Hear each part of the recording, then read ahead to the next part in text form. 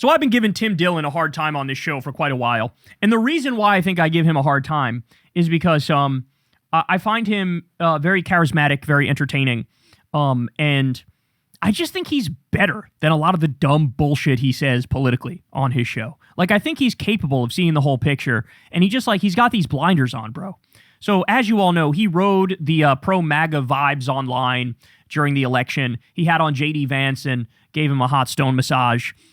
Really flirted hard with the Trump train, pretty much with all the Rogan Sphere podcasters, pretty much hopped on that Trump train. But now, Tim Dillon has been one of the first in the Rogan Sphere to sort of notice how disastrous Trump has been and how horrible MAGA has been.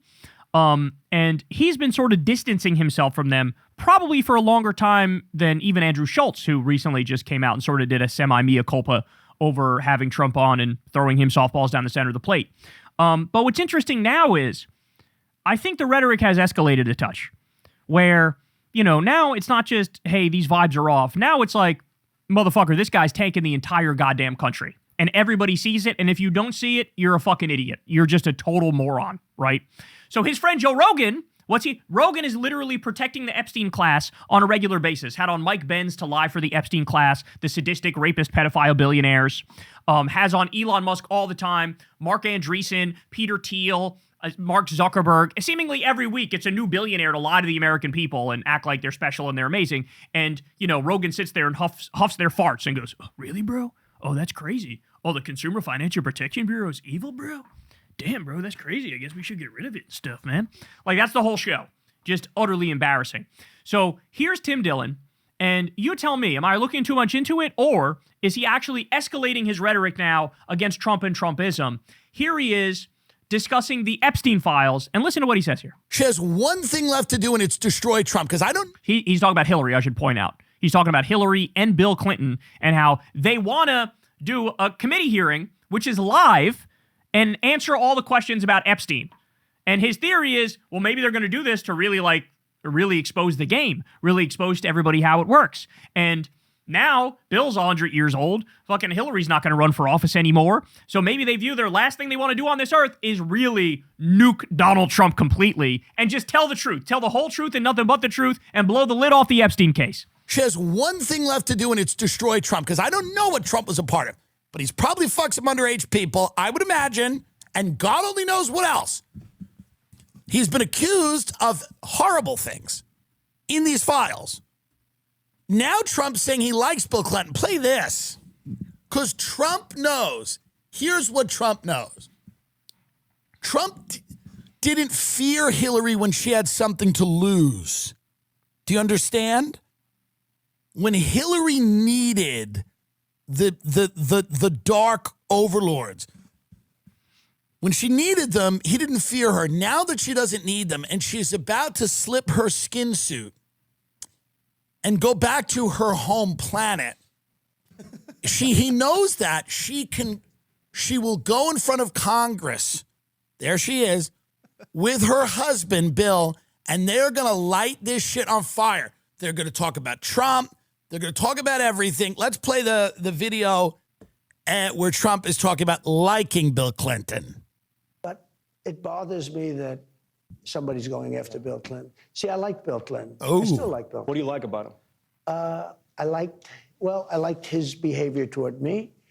I thought he got me. He understood me. He's guilty. It's guilt. This is guilt. This is guilt. I think he's right. Why would Trump say that? Trump is going to say that because he knows, hey, if Bill Clinton actually tells the whole truth, I'm Fucksville, bro. Like, yes, there's assholes like me on the internet going through the Epstein files with a fine-tooth comb and the emails and finding all the things about Trump and sharing it with you guys. But mainstream media is not talking about all the actual dirt on Trump that's in the Epstein files and the Epstein emails. And Bill Clinton might have stuff we don't even know about, right? I'm sure, he was close enough with Jeffrey Epstein. He knows the whole shebang. And so if Bill Clinton goes up there and I'm going to tell you all the whole truth. You want to know what Donald Trump was really into? You really want to know what he was into, right? And remember, we've seen all sorts of horror stories. The trap door underneath Rape Island that Epstein owned. There was a trap door that led right to the fucking ocean. Emails about torture. Emails from people that say, I'm so happy I didn't kill anybody last night. I guess I got lucky. Shit like that. right? Epstein ordering a bunch of sulfuric acid right as the investigation was first opened up into him. You got all this stuff going on. Bill Clinton has the opportunity to really take down Trump, like actually take down Trump. And here's Tim Dillon acknowledging, oh yeah, he's guilty. Why do you think he's out there saying, oh, I like Bill Clinton a lot. He's actually a really nice guy, and I've never had a problem with Bill Clinton. That's him going, please don't tell them the actual stuff that you know. Please don't tell them. I'd really appreciate it if you don't tell them. I don't want anybody to know. But here's the thing, Don. We do know. And I know. And everybody who watches this show knows. Because we've been honest from the beginning about what's in the Epstein files. We've been honest about the fact that there's literal audio tape of Epstein saying he was Trump's best friend for a decade. We know that Trump was on Epstein's plane 8 times, at least, and he went to the island. We know he went to the island. In fact, if I remember correctly, I think he brought Tiffany Trump with him, his daughter, the one you don't hear much about. We also know the first time Trump and Melania had sex was allegedly on the Lolita Express. That's Jeffrey Epstein's pedophile plane. Epstein knew the inner workings of Trump's White House, and Trump and Epstein shared a girlfriend in the 1990s. Okay? This is all stuff that we learned. Trump's creepy love letter written to Epstein on his birthday. We share certain things in common, don't we, Jeffrey? We sure do. Trump allegedly offered Epstein a job in his first term. Now, why would he do that? He's doing that because he wants to shut him up. Hey, don't spill the beans. Do not tell the truth. Here, would you like a job? And of course, Epstein turned him down. But this is another thing that we learned because of the Epstein files. We know that Epstein allegedly learned human trafficking tricks from Trump's teenage modeling agency. I can't get over this, right? Like, it's so crazy to me that the Democrats don't hammer away on this and the media doesn't talk about this more. What kind of grown-ass man, Donald Trump, probably in his 40s at the time, goes, I'm getting into a new business. Teenage modeling. Could you imagine that I went up to Crystal and I was like, hey, Crystal, I'm opening up a new side business. I'm going to run a teenage modeling agency. Yeah, no big deal. I'm just going to traffic some girls from Croatia who are 15 years old. And don't worry, it's all on the up and up. And I'm going to give them modeling opportunities and make them a lot of money. Are you kidding me? That whole business was rife with abuse. The whole point was the abuse. John Casablancas, Jean-Luc Brunel, Jeffrey Epstein. Go look into these people. They're literal proven pedophiles. In fact, Jean-Luc Brunel died in prison, committed suicide the same way Jeffrey Epstein went, and he was a well-known pedophile. And Trump basically gave Ivanka over to these people. I don't think you really understand the depths of the depravity among these people, y'all. I don't think you get it. I don't think you really understand. When Trump hosted a private event with teenage models at Mar-a-Lago, it was only Trump and one other person there, Jeffrey Epstein. Why don't people talk about this? Why don't they bring it up? Okay? Why don't they bring up that Michael Wolff said he saw the picture of Trump with underage girls and Trump had a stain on his pants and they were bending over and pointing at him and laughing? Why don't they talk about that? Why don't they talk about the picture that's the giant check of Trump handing a check to Epstein in Mar-a-Lago and it says he's buying a depreciated girl? Remember that one?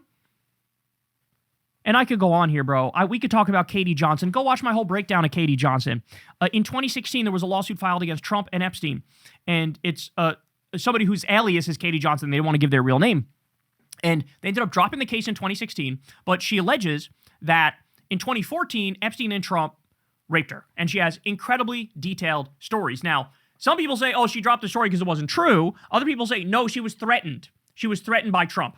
Okay? Then you got the new stuff, the Sasha Riley stuff. I still plan to do a detailed segment on that. But Sasha Riley blows the whistle on this stuff as well. You have the FBI intake forms, the limo driver in Dallas who says he heard Trump talking on the phone to Epstein about, quote, abusing girls. The story of Dusty in Oklahoma in 2000 where Trump allegedly raped her and she wound up dead. And cops said, I don't think that was a suicide. Trump's got so much dirt on him. So much dirt.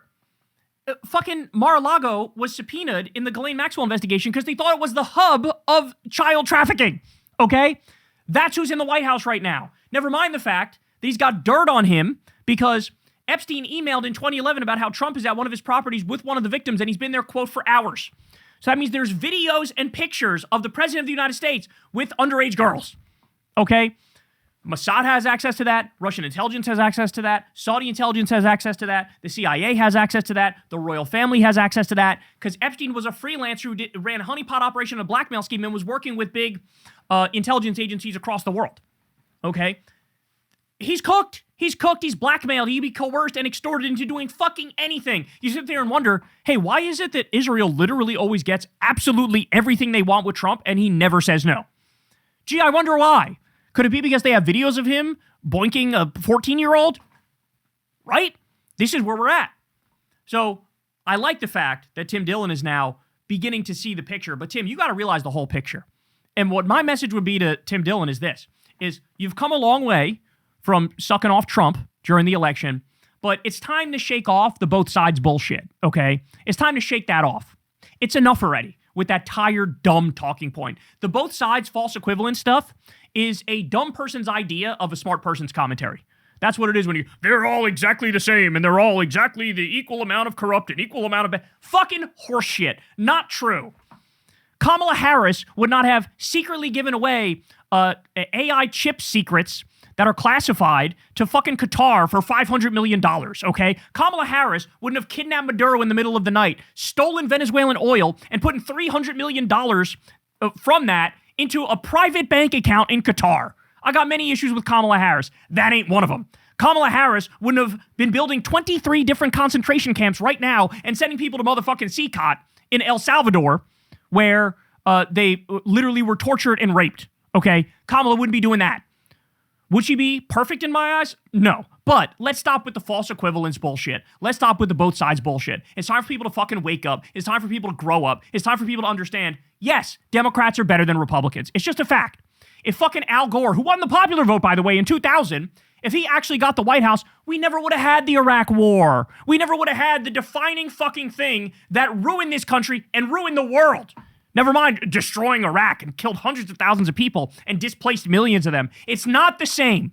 It's not the same. And unfortunately, the best you get from Tim Dillon is he retreats from being a MAGA sycophant to, well, you know, both sides are corrupt and both sides are bad and stuff, bro. Wake up, okay? Wake up and start telling the total truth about Trump. And even though this podcast was good, what I'd say is he also doesn't go through the stuff I just said, right? He won't bring up that stuff. In the same way that you got Joe Rogan refusing to mention the damning facts about Elon Musk and the Epstein files. Rogan doesn't bring up that Elon was basically begging to go to Epstein Island. Rogan doesn't bring that up because Epstein's his boy, right?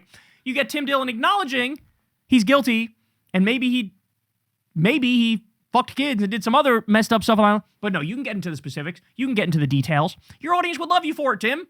Go all the way. Tell the whole truth. Everybody's waiting. Everybody's waiting. People, hey, why is it that all these fucking comedy podcasts, which got these massive audience, weird, all those people are now fleeing and watching stuff like Too Lazy to Try Now, you know, watching American Redact, watching a bunch of the channels that are like the anti-Rogan Sphere channels. Why is it Rogan fans are becoming fucking Midas Touch fans now, right? Maybe it's because we're telling the whole truth and these people fucking aren't. Have you considered that? But having said that, Dillon has come further than any other ones. I would even say he's gone further than Andrew Schultz, right, who recently did a semi-mea culpa. But the fact of the matter is, the shit is not complete until they tell the whole truth about Trump and then also admit Kamala fucking Harris would have been better. Despite all of her flaws, Kamala fucking Harris would have been better. We were right. You were wrong. And now that the Epstein files are coming out, every single left-wing conspiracy theory actually turned out to be totally factual. It's time to own that. Hey, y'all, do me a favor and like and subscribe. It helps out big time in the algorithm.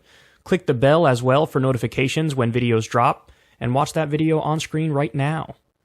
You know you want to.